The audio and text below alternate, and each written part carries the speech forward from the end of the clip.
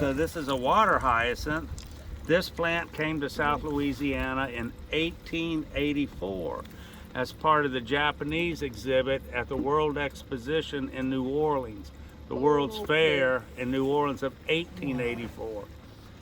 Well, it's a filtering plant, so it just floats along. It filters nutrients out of the water with this little root system that looks like feathers there.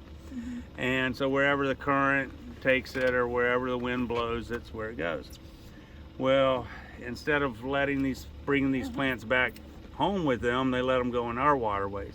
And during the growing season, this plant can double in size every 8 days. So this just gets more and more and more and more until you can see it's clogging up this little area right here. And the wildlife and fisheries, they have to come and spray this with herbicide. Otherwise it would take over all of our bayous, would be clogged up like this. We couldn't even make those pretty little runs like we were doing. Yeah.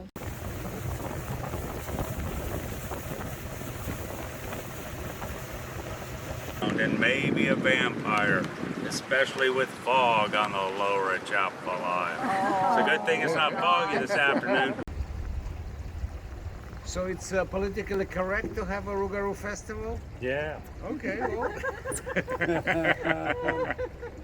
Yep, no politics No involved. politics, oh, fine. It's food and good time. All right. Laissez le bon temps rouler. I can reach it for the sky.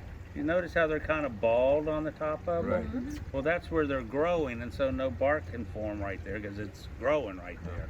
And they're growing up. In another 100 years, these will become cypress trees. So back in the 1950s and 60s, people would come out here and cut them and maybe make a table lamp out of them. But that's illegal to do anymore because this is the future of our cypress swamps, or these cypress trees. You sure you want to marry this woman? And so they came.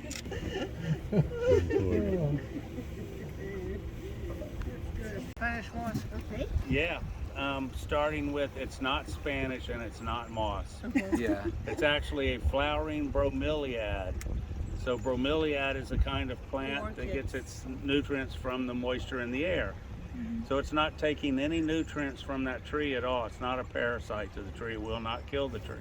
It can get so thick onto a tree that it slows down the growth of the tree, but it's not going to kill it. The Spanish moss can only get its start in life from a seed on our cypress trees or on oak trees like back at my house. It's because other trees, the acidic level, the pH level is not proper for the seed to start growing. Really? Yep.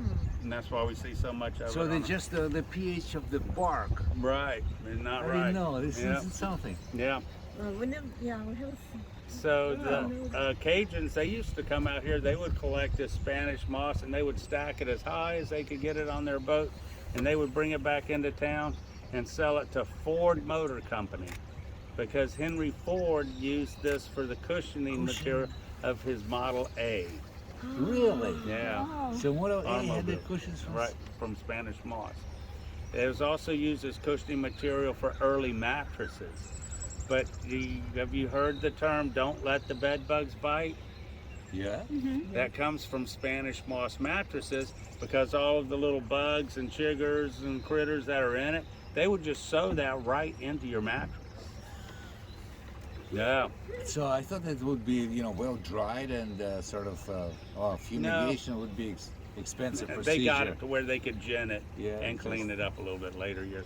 Yeah, one man on board, he said that the first automobile recall was for the Ford Model A's for having bugs in the seats. No. Yeah. And I had a lady on board. Yeah, look how pretty. Look at it. All this water. It's just so expensive.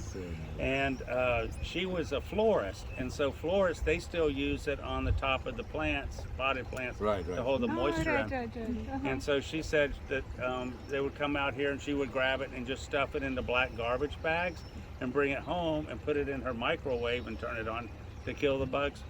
And one day she had stuffed her microwave full and she heard some weird squealing coming from it. So she turned it off and she dug through and she found a bat in the Spanish moss in her microwave that she brought back from the swamps. Yeah.